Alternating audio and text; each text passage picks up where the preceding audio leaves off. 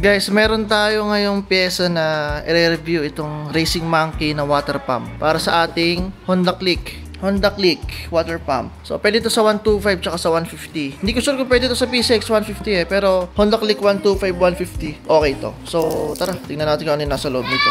Madali na lang siya buksan dito. Ayan o. So, ito yung loob niya mga pare ko eh.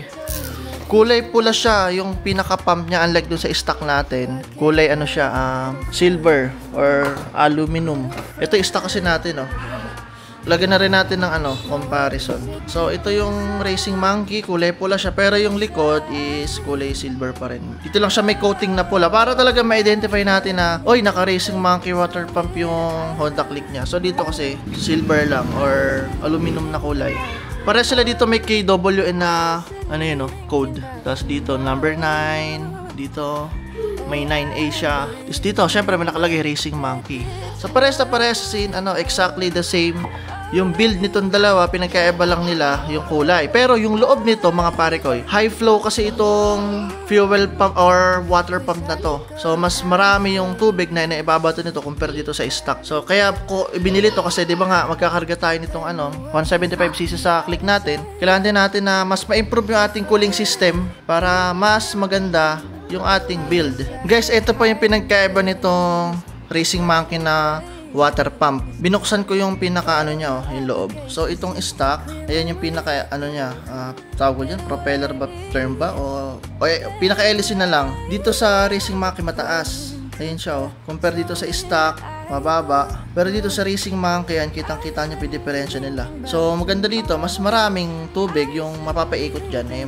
Mas malakas nga talaga yung bato compare dito, mababa Ayan yung pinagkaiba po nilang dalawa. Kapag magkakarga kayo ng motor, rin to, essential din to sa mga malalaki yung karga, tulad ko 62. Pero sa mga 59, okay din naman. Actually, may mga nagkakarga ng 62, stock water pump lang yung gamit Pero ako, itatry ko itong racing. So, tingnan natin yung epekto nito sa ating makina. Actually, sa mga nagre-racing talaga, yung mga nagda-drag race, may epekto din talaga yung racing water pump sa performance ng motor. Naalala nyo yung RS8 versus yung kay Boss R. So, yung unang laban nila, nanalo yung RS8 kasi may ginamit sila na racing water pump. So, nakakatulong din talaga siya. So, ito siya mga pare kayo, Racing Monkey. So, ang bili ko dito, nasa 1,200 ata. So, ewan ko kung may link pa ito. Kung pag may nakita kayo dyan sa may comment section na link, yan, pwede kayo umorder dyan. Pero pag wala, baka naubos na. Kasi ang bilis lang nito maubos. Buti nga may naabutan pa ako na ganito Ayun ang ganda niya Ang taas ng niya, pinaka-propeller. Tama ba? Correct nyo ako guys kung tama yung term.